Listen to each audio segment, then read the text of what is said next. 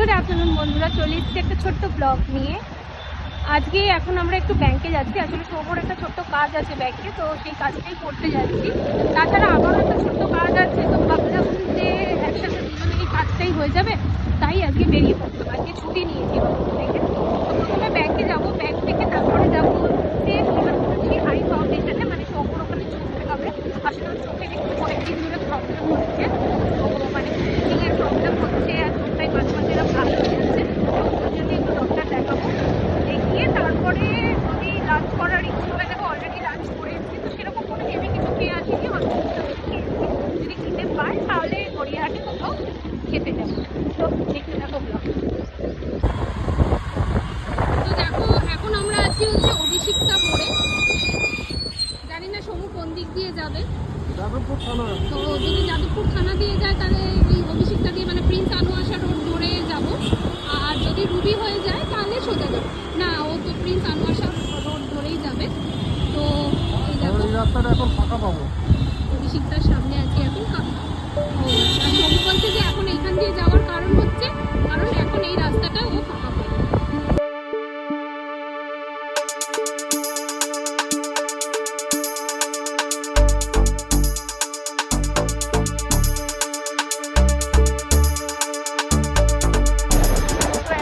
যাদবপুর থানা ক্রস করছি, জাস্ট ক্রসিংয়ের সামনে আছি। যেখান থেকে বাঁ দিকে পড়বে হচ্ছে এইচপি, ডান দিকে পড়বে গড়িয়াহাট, আর সোজা পড়বে হচ্ছে প্রিন্স আনোয়াশা, মানে প্রিন্স আনোয়াশা রোড, সাউথ সিটি মল বা টালিগঞ্জ মেট্রো। তো দেখো সোজা এখন আমরা আছি হচ্ছে যাদবপুর থানার সামনে। এখান থেকে সোজা হচ্ছে সাউথ সিটি বা প্রিন্স আনোয়াশা টালিগঞ্জ পড়বে, আর ঠিক বাঁ দিকে পড়বে হচ্ছে তোমার এইচপি, আর এই ডান দিকে গড়িয়াহাট। আমরা এখন গড়িয়াহাটের দিকেই যাচ্ছি।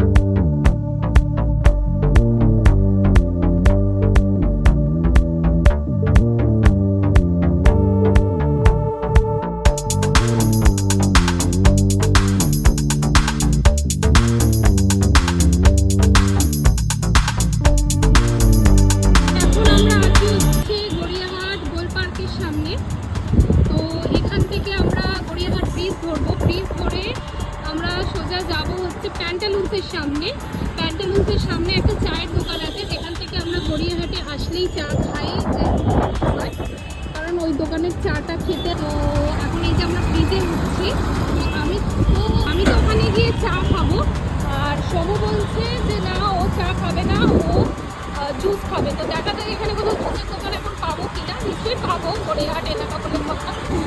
সামনে দিয়ে আমরা এখন ক্রস করছি এই যে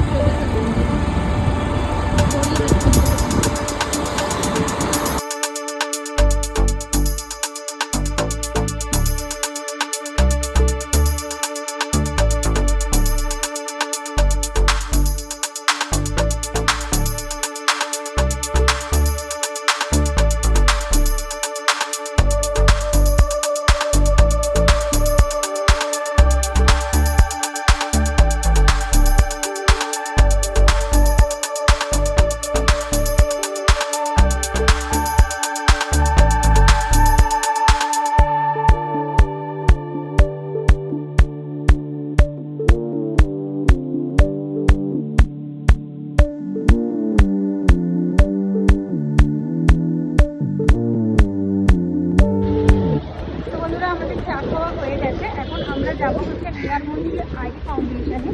ওখানে গিয়ে ডক্টরের অ্যাপয়েন্টমেন্টটা ফার্স্টে নেবো, কারণ যতদূর আমরা জানতে পারলাম যে 3টের আগে ডক্টর অ্যাভেলেবেল নেই। তো ওই জন্য আগে আমরা অ্যাপয়েন্টমেন্টটা নেবো, নিয়ে তারপরে আমরা ব্যাংকে যাবো ব্যাংকে করার জন্য। তো এতদূর অবধি যদি ভিডিওটা দেখে থাকো তাহলে অবশ্যই জানিও ভিডিওতে কি ভালো লাগলো, আর অবশ্যই লাইক করো, শেয়ার করো, আর সাবস্ক্রাইব করে দিও চ্যানেলটা। আর যদি কেউ আমাকে ফেসবুক থেকে বা ইনস্টাগ্রাম থেকে ফলো করো তাহলে প্লিজ লাইক করো আর পেজটা ফলো করে দিও, বা ইনস্টাগ্রাম পেজটাও ফলো করো।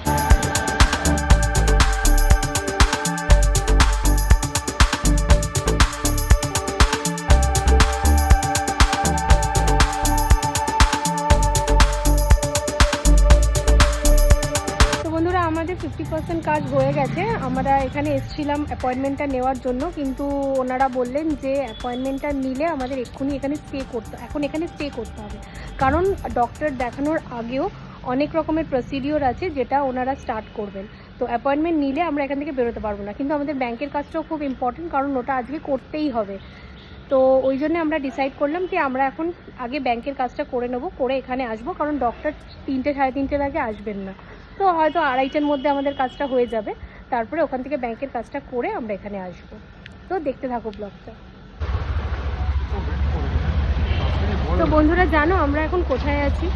এখন আমরা আছি হচ্ছে সৌম্যের পুরনো পাড়ায়, মানে যেখানে আগে সৌম্যরা থাকতো, যেখানে সৌম্যর জীবনের মানে 28-29 বছর কাটিয়েছে, আমরা এখন সেখানেই আছি। তো যাই হোক, এখানে আমার আসা হয়নি, কারণ আমার বিয়ের আগেই ওরা এখান থেকে চলে গেছে অন্য জায়গায়। তো বাড়িটা এখনও আছে, যদি ভবিষ্যতে কোনো সময় সুযোগ হয় তাহলে নিশ্চয়ই এখানে এসে থাকবো, কারণ এখানকার ব্যাপারে ও আমাকে সাথে অনেক কিছু শেয়ার করেছে, অনেক স্মৃতি আছে এখানে, যেগুলো ও এখানে থেকে আমার কাছে শেয়ার করেছে, মানে আগে যখন থাকতো তখন ওগুলো শেয়ার করেছে। তো যদি কোনো সময় সুযোগ হয় তাহলে নিশ্চয়ই আমি আবার এখানে আসবো। তো বন্ধুরা আমাদের ডাক্তার দেখানো হয়ে গেছে, এখন আমরা বাড়ি পথে রওনা দিচ্ছি। তো ডাক্তার যেটা বললো চোখে দেখে, সেটা হচ্ছে ওর চোখের অ্যাকচুয়ালি দূরের পাওয়ার ছিল, ওর দূরে দেখতে অসুবিধা হতো, এখন ওর কাছেরও অল্প কিছুটা পাওয়ার এসছে, তো যেটা বাইফোকাল হয়ে গেছে। তাছাড়াও চোখের যে ইচিংয়ের প্রবলেমটা হতো বা কন্টিনিউয়াসলি যেটা ওয়াটার ড্রপ হতো, সেই প্রবলেমটা নিয়ে বলতে উনি বললেন যে যেহেতু ও বাইক চালায় ওই জন্যে কী হয়, ওই ধুলো বালিগুলো চোখের মধ্যে ঢুকে, তো চোখের মধ্যে ঢুকে সেই জন্যেই এই জিনিসটা হচ্ছে, মানে এত ধুলো বালি জমে গেছে চোখের ভেতরে যে তার জন্যই ইচিংয়ের প্রবলেমটা বা ওয়াটার ড্রপের প্রবলেমটা হচ্ছে। যাই হোক, একটা ড্রপ দিয়েছে, এই ড্রপটা ওকে এখন 15 ডেজ মানে 15 দিন ইউজ করতে হবে। তাছাড়াও বলেছে যখন বাইক চালাবে তখন যেন ওয়াইজারটা দিয়ে চালায়, তাতে চোখটা কিছুটা প্রোটেক্টেড হবে। আর ওয়াইজার যদি যেহেতু ওর ওয়াইজারটা লাগালে ওর সাফোকেশন হয়, এটা আমি ওকে অনেকবার বলেছিলাম যে ওয়াইজারটা দিয়ে বাইকটা চালাতে, কিন্তু ও বলে যে না, ওর ওয়াইজারটা দিলে নাকি সাফোকেশন হয়, মানে ওর নিঃশ্বাস দিতে খুব প্রবলেম হয়। তো এটা আমরা ডাক্তারের সাথেও শেয়ার করলাম, তো তখন ডাক্তার বললো যে ঠিক আছে, এক ধরনের চশমা পাওয়া যায়, সেই চশমাটা ওকে কিনতে বললো, এবং ওই চশমাটা ইউজ করে ওকে বাইক চালাতে বললো, যদি ও ওয়াইজারটা না লাগাতে পারে। তো যাই হোক, ব্যাংকের কাজটাও হলো, ডক্টর দেখানোও হলো, এখন বাড়ি যাচ্ছি। তো ভিডিওটা আমি এখানেই শেষ করবো। যদি ভিডিওটা ভালো লেগে থাকে তাহলে অবশ্যই প্লিজ চ্যানেলটা সাবস্ক্রাইব করে দেবে, লাইক করবে আর শেয়ার করবে। আর যদি কেউ আমাকে ফেসবুক বা ইনস্টাগ্রাম থেকে ফলো করে থাকো তাহলে প্লিজ ফলো করবে আর লাইক করবে আর অবশ্যই শেয়ার করবে। তো দেখা হচ্ছে এরকমই আর একটা ভিডিও নিয়ে। টিল দেন টাটা, বাই বাই।